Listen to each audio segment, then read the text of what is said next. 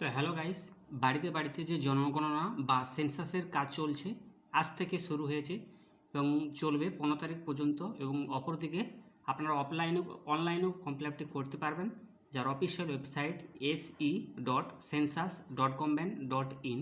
এবার আসছি আপনারা কীভাবে বাড়িতে যখন কোনো আধিকারিক আসবে, সেই যে 34টি প্রশ্ন, তো আপনারা কীভাবে করবেন, উত্তর দেবে এবং তাকে কিভাবে কোঅপারেট করবে, সেই 34টি প্রশ্ন নিয়ে আপনার সামনে হাজির হয়েছি।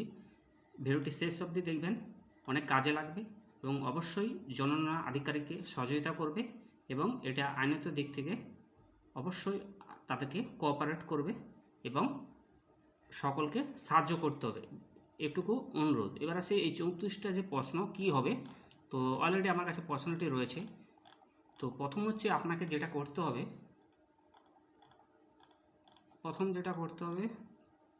দেখতে আছেন প্রথম প্রশ্ন যেটা আছে লাইন নাম্বার অর্থাৎ বাড়ির নম্বর। 1 নম্বর হচ্ছে লাইন নাম্বার অর্থাৎ বাড়ির নম্বর। 2 নম্বর হচ্ছে বিল্ডিং নাম্বার, মিউনিসিপ্যালিটি বা লোকাল অথরিটি সেন্সাস নাম্বার। এটা কিন্তু যারা মিউনিসিপ্যালিটি এলাকা থাকে তাদের কিন্তু বিল্ডিং নাম্বার দিতে হবে। আর প্রথমে যেটা হলো এই জায়গাটা লাইন নাম্বার, তারপরে রয়েছে বিল্ডিং নাম্বার, এটা মিউনিসিপ্যালিটি এলাকার ক্ষেত্রে। এবং 3 নম্বর হচ্ছে সেন্সাস হাউস নাম্বার। এই জায়গাটা কিন্তু যে নম্বর বাড়ির নম্বর, এই জায়গাটা সেন্সাস যে হাউস, এই জায়গাটা কিন্তু হাউস নাম্বার লিখতে হবে। এবং সেই সঙ্গে বলেছে যে নিউমিনেশন material of the floor wall and roof the census house, অর্থাৎ আপনার পরিবারের মেঝে বা দেয়াল বা ছাদের যে প্রধান নির্মাণ যে সামগ্রী সেটা কী দ্বারা তৈরি, গিভ দ্য কী দ্বারা তৈরি। এক্সাম্পল এখানে চলছে give code the number from the respective the below, মাঠ অর্থাৎ কাদু, উড বা ব্যাম্বো কাঠের অথবা ব্রাউন ব্রিক পুরানো ইট, স্টোন অথবা সিমেন্ট অথবা ফ্লোর টাইলস অথবা এনি আদার, অর্থাৎ আপনার যে ফ্লোর সেটি কিন্তু সঠিক উত্তরটি দিবেন। যিনি আধিকারিক আসবেন ওনাকে কিন্তু সঠিক বলবেন।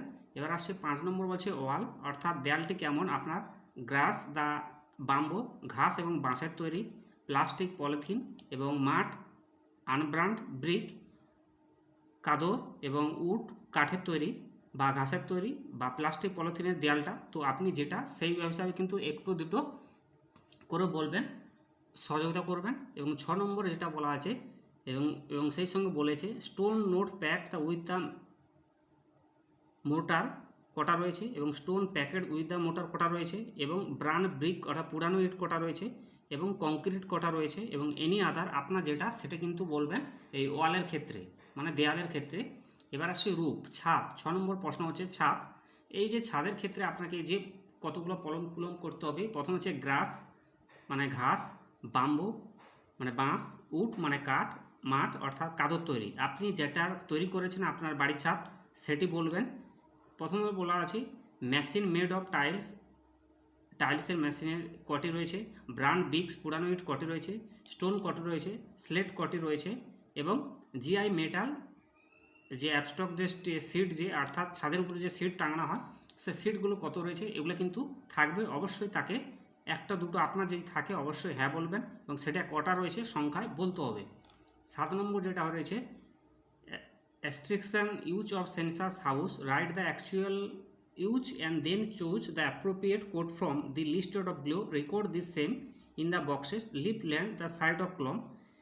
অর্থাৎ আপনি বাসিন্দা রেসিডেন্টস এবং রেসিডেন্ট কাম আদার ইউজ কীভাবে বাস করেছেন, সব কোনো দোকান কোথায় বাস করেছেন, স্কুল বা college etcetera, hotel, guest house, hospitality, dispensary etcetera, factory হতে পারে এবং প্লেস অফ ওনারশিপ কোথায় আপনার স্থান জন্ম এবং আদার নন রেসিডিয়াল ইউজ যদি কোথাও বাস করে থাকেন সেক্ষেত্রে পুরো কিন্তু আপনাকে অবশ্যই দিতে হবে। এবং 8 নম্বরে বলেছে যে ইফ কোড 1 or 2 ইন কলম 7 condition of the census house, যদি আপনার 1 নম্বর 2 নম্বর কলম এবং 7 নম্বর কলম কন্ডিশন সেন্সাসের ক্ষেত্রে বাড়ি ভালো হয় সেক্ষেত্রে গুড হলে 1 বা লেভেল হলে 2 এবং ডুপ্লিকেট হলে 3। তো এই ধরনের 8 নম্বর প্রশ্ন বলা রয়েছে। সেই সঙ্গে বলা হয়েছে কোর্স 9 থেকে 13 fill the census house is use wholly the partly as a resident, যদি কত সেটা 1 যদি হয় একটা বলবে, 2টি হলে 2টোই এবং 7টি হলে 7টি বলবেন। 9 নম্বর বলেছে কল 9 হাউস হোল্ড নাম্বার, আপনার বাড়ির কতজন সংখ্যা রয়েছে, give the separate serial number each the household and right 99 for every institutional household, প্রত্যেকটি বাড়ির যে নাম্বার কথা রয়েছেন সেটা কিন্তু একটু বলবেন। তারপর আছে total number of the person normally resident of the house hold, কতজন ব্যক্তি বাস করে, আপনার যেটা 11 হলে 11, 12 হলে 12, 3 হলে 3, আপনি সেটা কিন্তু কোঅপারেট করবেন। এবং তারপর সে নেম অফ দ্য হেড, পরিবারের প্রধানের নাম লিখবেন 11 নম্বর কলমে আছে, আপনারা সহযোগিতা করবেন। ডু নট এ ফিল কলম 12 এবং 13 ইন্ডিয়া 13 ইনস্টিটিউশনাল হাউস হোল্ডের ক্ষেত্রে কিন্তু 12 নম্বর এবং 13 নম্বর, ঠিক আছে, ভালো করে পড়বেন। এবং 12 নম্বর যে সেক্স, অর্থাৎ এখানে ছেলে হলে ছেলে এবং মহিলা হলে মহিলা আপনাদের কটা রয়েছেন পরিবারের যিনি, তো সেটা কিন্তু করতে হবে। তারপর হচ্ছে ট্রান্সজেন্ডার পারসন কজন রয়েছে, সেটা কিন্তু অবশ্যই আপনাদের একটা হলে একটা, দুটো হলে দুটো। তারপর আপনি এসসি কিনা, ইফ যদি এসসি বা এসটি কোটা হয় সেটা কিন্তু বলবেন, একটা দুজন কজন রয়েছেন। এবং 14 থেকে 34 নম্বর ফিল কলম এবং দ্য নর্মাল হাউস হোল্ডের ক্ষেত্রে, অর্থাৎ এটা সব থেকে বড় ব্যাপার যেটা হচ্ছে এই যে 14 নম্বর কলম, এই 14 থেকে 34 নম্বর যে কলমগুলো রয়েছে এটা নর্মাল হাউস হোল্ডের ক্ষেত্রে সকলকে কিন্তু এটা করতে হবে এবং বলতে হবে, কোঅপারেট করতে হবে। 14 নম্বর বলছে ownership status this house, owner একজন রয়েছেন। Recent bird is known house, তাহলে দুজন রয়েছে। Rented and does not one way household 3 বা এনি আদার 4, অর্থাৎ আপনার বাড়ি কটা রয়েছে, এনি আদার ক্ষেত্রে কটা রয়েছে সেটা কিন্তু বলে। ওনারশিপ কে রয়েছেন, স্ট্যাটাস দিয়ে বাড়ির, সেটা কিন্তু 14 নম্বর রয়েছে। এবং 15 নম্বর রয়েছে নাম্বার অফ দ্য ডিওয়েলিং রুম, সেটা করা আছে exclusive profession of this the house hold record, একটা দুটো তিনটা, আপনার যেটা রয়েছেন সেটা কিন্তু বলবেন। এবং 16 নম্বর বলেছে number of the married couple, অর্থাৎ পরিবারের বিবাহিত কজন রয়েছেন লিভিং দিস হাউস হোল্ডের ক্ষেত্রে রেকর্ড, আপনার যদি, ঠিক আছে, তো এটা বলবেন। বাড়িতে বিবাহিত দম্পতি যে সংখ্যা, এইখানে যে এটা বিবাহিত যে দম্পতি married or couple living this house hold, এটা কিন্তু বলবে কজন রয়েছেন। এবং 17 নম্বর বলেছে এটা কিন্তু 17 থেকে 25 নম্বর অ্যাভেলেবল ফর দ্য হাউস হোল্ডের ক্ষেত্রে। এবং main source of drinking water, অর্থাৎ আপনাদের যে পানীয় যে জলের সোর্স সেটা কোথা থেকে আসে, এখানে বলছে যে give code from list of below, tap water from the treated source, যদি হয় সেটা ট্যাপ থেকে আইলে কটা ট্যাপ থেকে, বা tap water from the untreated source কটা রয়েছে, ওয়াল কটা রয়েছে এবং হ্যান্ডপাম্প কটা রয়েছে, টিউবওয়েল কটা রয়েছে, স্প্রিং কটা রয়েছে, রিভার বা ক্যানেল থেকে, অথবা ট্যাঙ্ক পন্ড লেক থেকে, পুকুর অথবা ট্যাঙ্ক অথবা কোনো জলাশয় থেকে, সেটা কিন্তু বলবেন। তারপরে আছে available of drinking water source near permission to বা এভে 3, অর্থাৎ আপনি যেটা পানীয় জল হিসেবে ব্যবহার করে সেই পারমিসেস কটা রয়েছে, একটা হলে একটা, নিয়ার পারমিশন নিকটবর্তী যদি কোনো পারমিস থাকে সে দুটো, এবং ওয়ে যে তিনটে হয় তিনটে। তো nearby premises here means with the 100 মিটারের ক্ষেত্রে আরবান এবং উইথিন 500 মিটারের ক্ষেত্রে রুরাল। তো এটা কিন্তু সবাই ক্ষেত্রে মানতে হবে যে 100 মিটারের মধ্যে হলে আরবান এবং উইথিন 50 মিটার রুরালের ক্ষেত্রে, 500 মিটার রুরালের ক্ষেত্রে। Availability of drinking water source, পানীয় জলের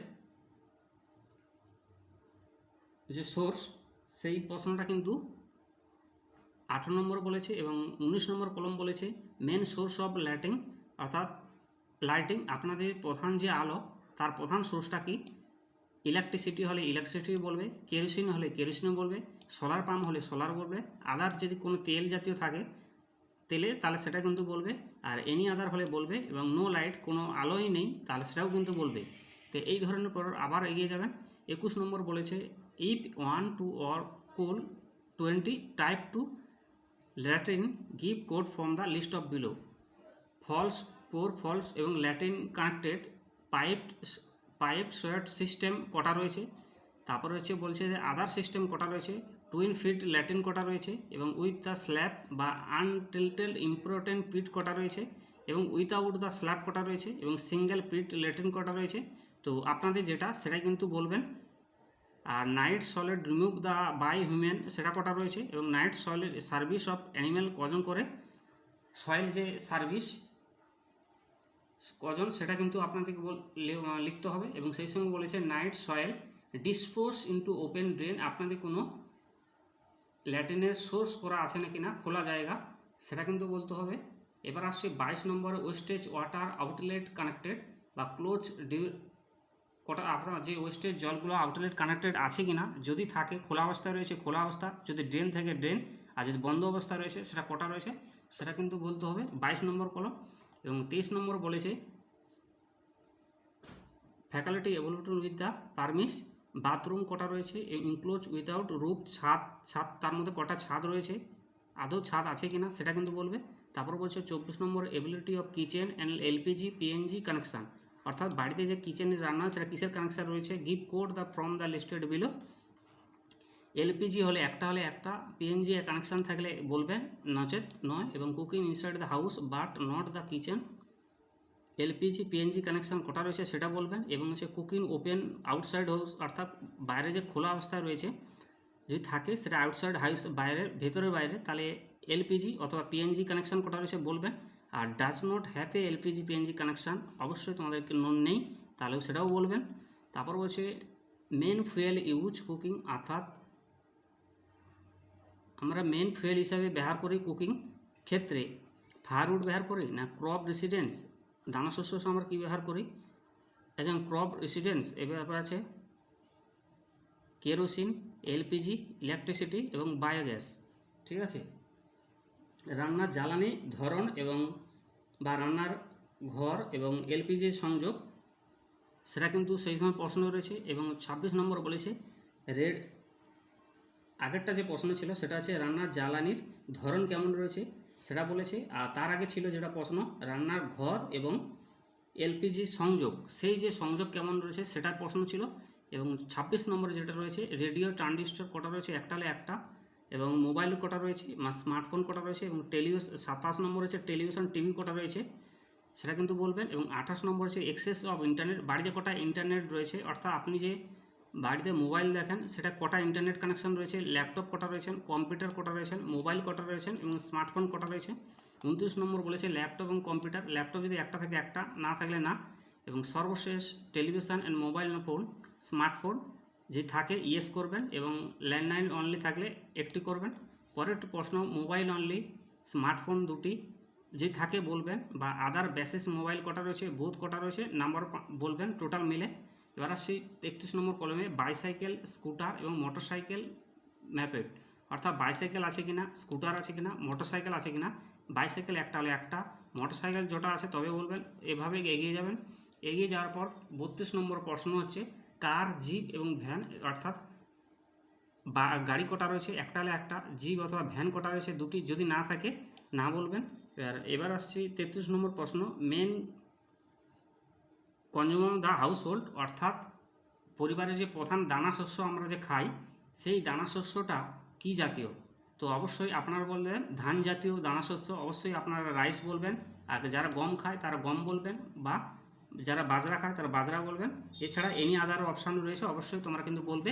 সর্বশেষ প্রশ্ন হচ্ছে জনগণনার mobile number for the census related communication only, অবশ্যই এটা কিন্তু মোবাইল নাম্বার। তো এইভাবে হচ্ছে তোমাদের